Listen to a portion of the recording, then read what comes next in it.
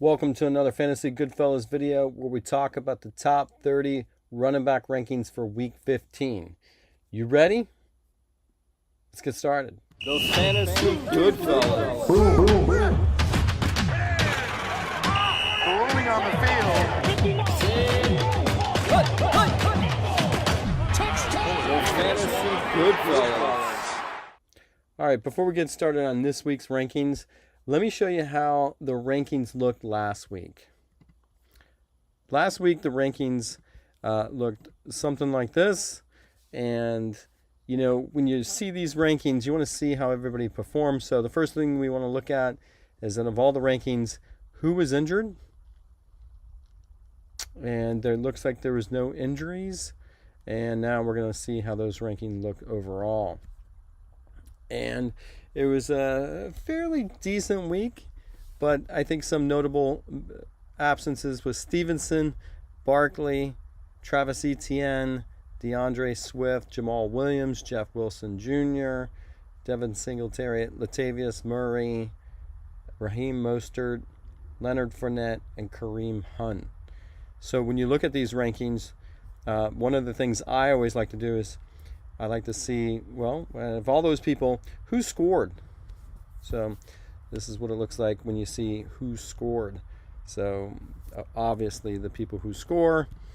Let's see if we can get both of those together. No, we can't get those together.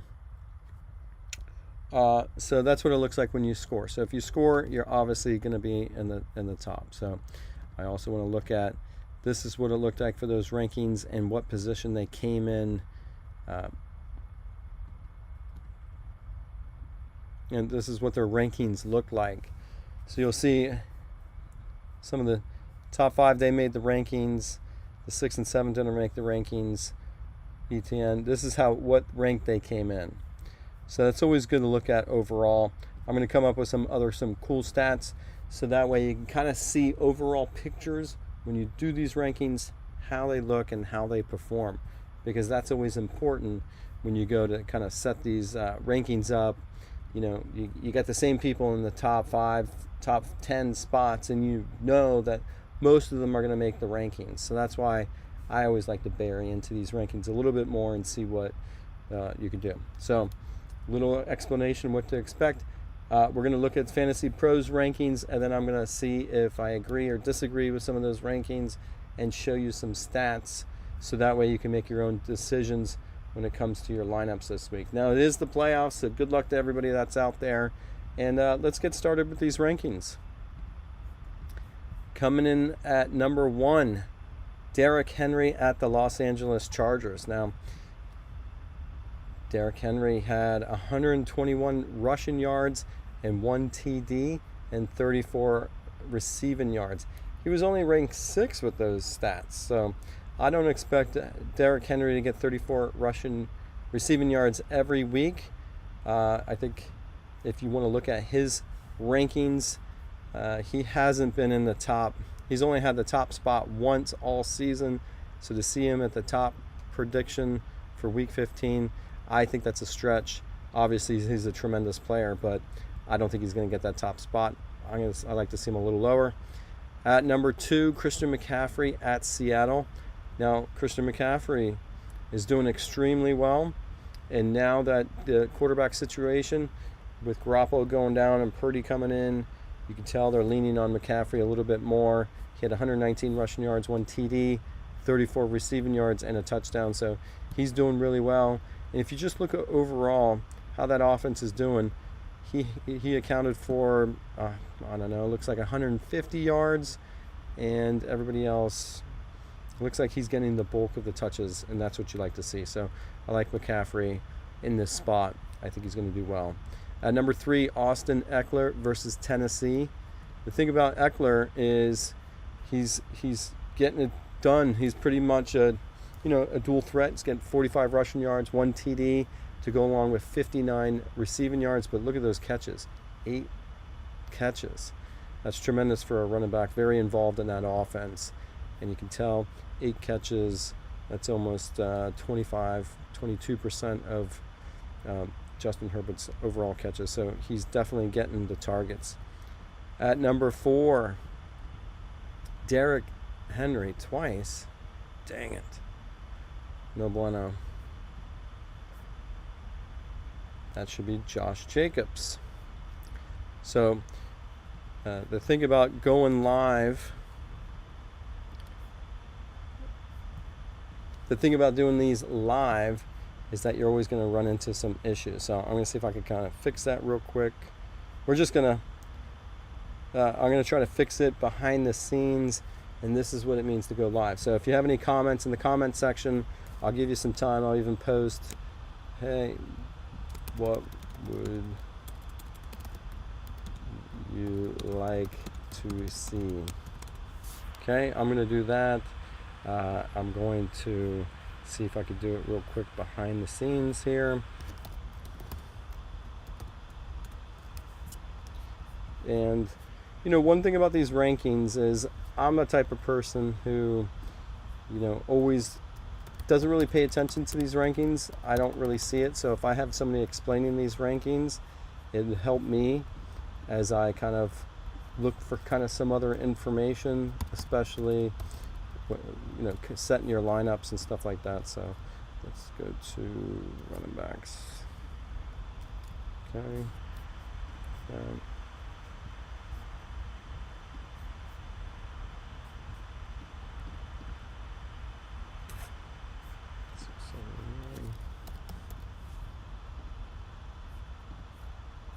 All right, I think we can kind of continue with these rankings. There we go, we've got Josh Jacobs. So I'm excited that as a programmer, I can kind of present these, make some changes on the fly. So at number 4, Josh Jacobs, home versus New England. And if you look at Josh Jacobs, he's been on fire all season, 99 rushing yards, 1 TD. That's kind of been low for him on his standards, right? But this is what Josh Jacobs looked like overall, and he just seems to be scoring. I expect him to score again, and I expect him to have pretty much a similar game, and that would be ranked 8. I don't know if he's going to be that hot in the next week going against New England. New England's typically a good defense. At number 5, Jonathan Taylor at Minnesota. Let's look at Jonathan Taylor overall. This is what he looks like. We try to see, he started off strong, had a good week 10, and is he getting into the end zone? Doesn't seem to be getting into the end zone. So, you know, I think Taylor's a little bit high on this list for this week. At number 6, Nick Chubb, home versus Baltimore. Chubb's having, you know, an up and down, but look at this. This is what I like to see. When you make these rankings and you see a ranked 30th, and he has 34 rushing yards and 20 receiving yards. That's about 54 yards to make the top 30. That's not a lot. So can he do it again? I think Nick Chubb's definitely can do it. So will he make the top 30? Absolutely.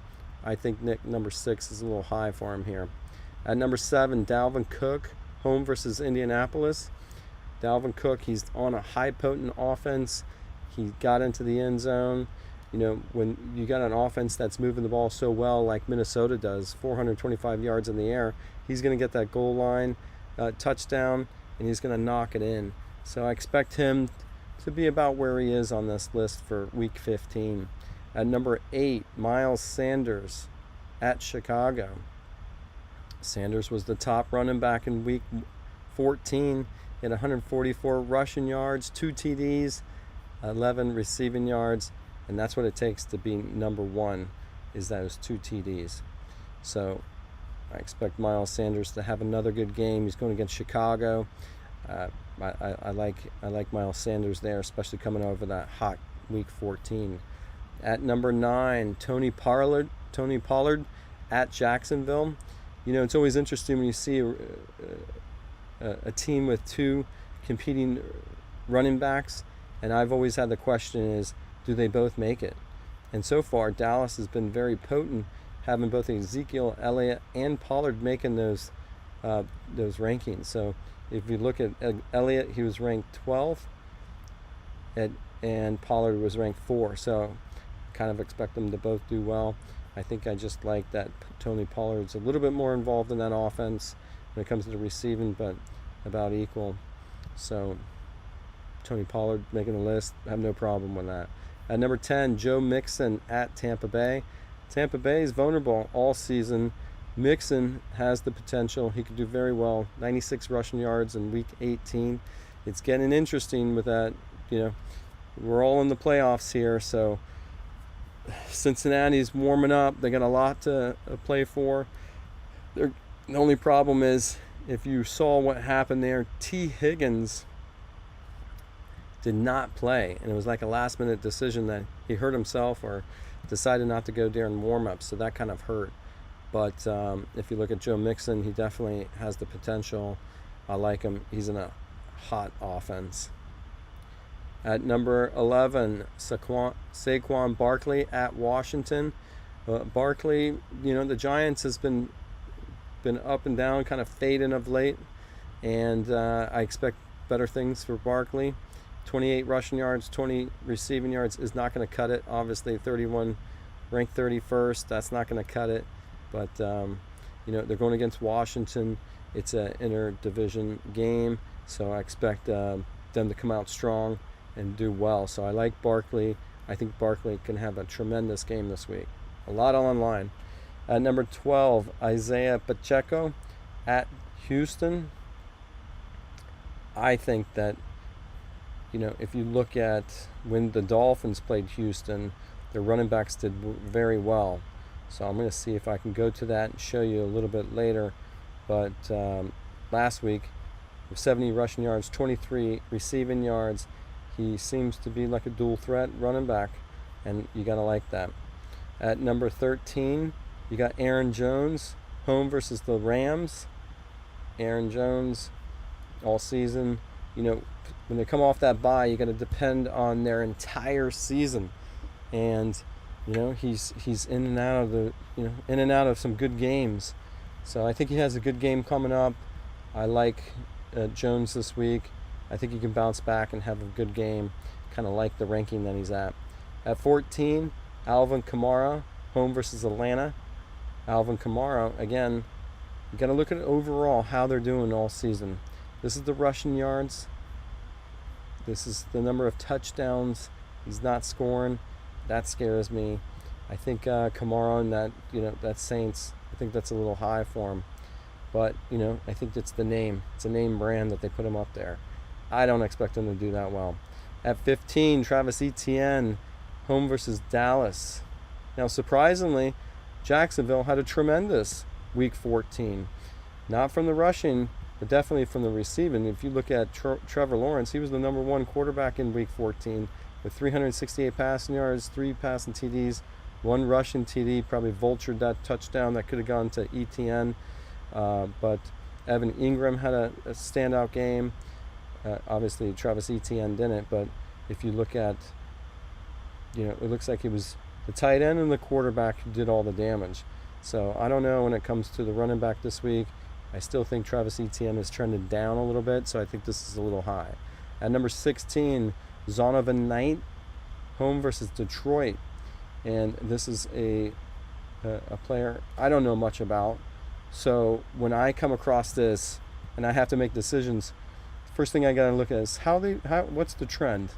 He's about averaging about 72, 74 yards. Touchdowns, got a touchdown last week. So what does it take to get into the top 15? Well, it takes about 75, 77 yards and a touchdown. Can he do it again? I think he can do it again. I like him here. At 17, Ezekiel Elliott at Jacksonville. A lot riding here, but Dallas is playing really well. I just think you can count on these players. You can count on these running backs to be involved in the offense. They seem to be balancing that dual running back situation fairly well. At number 18, James Conner at Denver. And you look at Conner, and he had a decent game, and this went with even with Murray going down. So if you look, 85 rushing yards, 1 TD, they're going to have to depend on Conner again. So I think he's going to do very well. He was ranked 7th I think he's going to perform very well, but he seems to be heating up of late. At number 19, Ramondre Stevenson at Las Vegas. Stevenson got hurt, so to see him ranked so high, it scares me. Could he bounce back? He can, but do they put him back in that situation and depend on him? He's really, if you look at the rushing yards, he's only had one stellar game of 160 rushing yards. TDs, he's only scored 5 TDs all season, so I think that's a little stretch for him at 19. I think somebody else can come in here and do much better than he can, especially if he got injured in week 14. At number 20, J.K. Dobbins at Cleveland. Now, he had in week 14, he was ranked 5th. So, but you got Lamar Jackson coming back. Obviously, Lamar Jackson's going to take off running, but do I expect Dobbins to get 8 yards per carry? Probably not. And if you looked at him all season, you'd be like, well, is this an anomaly or is this what to expect? I think it's obviously an anomaly for him, and I think we're expecting a little too much from him, especially with Lamar Jackson coming back. I don't think it's going to go Dobbins' way. At number 21, Najee Harris at Carolina. Harris is, he scored. He's doing decent, top 16. But look at this. This is what I always like to point out. 1 touchdown and about 50 yards, total yards. That's what it takes to get in there. About standard scoring about 11 points. Kind of weak. Does he got the talent? He could do that again. At number 22, Brian Robinson Jr. with the big hat versus New York Giants. If you look at somebody who did not play last week, and you look at the rushing yards, the TDs, what can you expect from these guys? I think you're going to expect, I would say, about 80 yards and no TDs. But does 80 yards get you in there? I think it does. Get you in the top 30. I don't know if it gets you as high as 22, but I think he can squeak in and make that top 30. At 23, David Montgomery, home versus Philadelphia. Montgomery, he's kind of like one of those Midland running backs, can perform very well, but if you look, how is he trending? He's trending, about 60 rushing yards, a TD every other week, so I think you're going to expect maybe no touchdowns, but you'll get the yards. He'll squeeze into that top 30. Now, back to at number 24, you got Jamal Williams at the New York Jets. Jamal Williams was a touchdown machine early in the season and kind of fade off a little bit, but can you expect him to score? They definitely give him the ball in that red zone. I think he can score. I think he's going to have a decent game, but just like a lot of other teams, this seems to be a pass-heavy offense. And if you look, DeAndre Swift is getting some touches. Justin Jackson now is getting some touches. So what it's going to take for Williams to keep that top 30 ranking, it's going to take some touchdowns.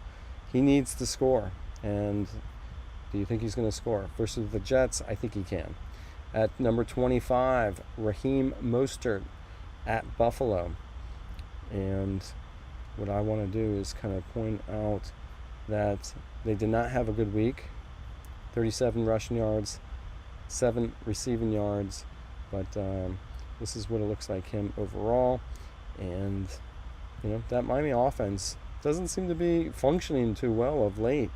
They were kind of the most potent offense when it comes to receiving yards, and kind of hit that wall a little bit. So they're going against Buffalo. They're going to need to do good. I'm not sure they're just going to run the ball. At number 26, you got Deontay Foreman, home versus Pittsburgh. Now, Foreman, he's got all the skills there. He can do well. He can score. He can rush, and I think it's going to be another tremendous game. I think he's due for another good breakout game. Carolina, I think they're just going to do well. I'd like to see him a little bit higher on this ranking. I'd like to see him a little bit higher. I think he can do a little bit higher. That defense, Pittsburgh's defense, doesn't really scare me. At number 27, DeAndre Swift at the New York Jets. Now here's what you got: two players in the top 30 from Detroit, and I don't expect that to happen. Even last week, Swift was just outside. I don't know. I think it's going to go more Swift's way than Jamal Williams, but I guess that offense is going, and Swift can obviously catch the ball. At number 28, Rachaad White versus Cincinnati. This is going to be an important game for Tampa to do well. They're going to have to depend on him.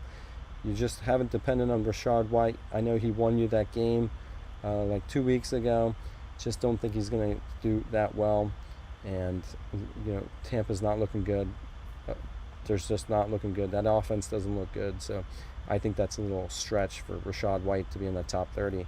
At 29, Cam Akers at Green Bay. Now, here's a player that you expected to have big things all season, and now he's starting to show it near the end of the season. So if you made it the playoffs in your fantasy team, and now you're dependent on Cam Akers to get you there, I would trust him. I'd keep playing Cam Akers. But if you look, 1 touchdown, 42 receiving yards, they have nothing to lose but to keep feeding him the ball and see what you got with, you know, Cam Akers. At number 30, A.J. Dillon, home versus the Rams. And the question goes, can you count on A.J. Dillon to score? He's going to get you about 55 yards, but can he score? And he's going to need to score to make that top 30. I like him this week. He's going against the Rams. I think you can count on him. All right. That is my take on the top 30 running back rankings for Week 15. This was Fantasy Pros rankings. I always like to see and call out what their rankings mean, what it does. And if you got some cool rankings that you want to submit your rankings, we'll put them in the stat machine. As always, thanks for watching. We're missing Richard in these videos, so don't forget to like and subscribe. And we'll see you next week. And good luck to your fantasy football. If you're still watching these videos, that means you made the playoffs. So good luck. Those fantasy good fellas. Rolling on the field.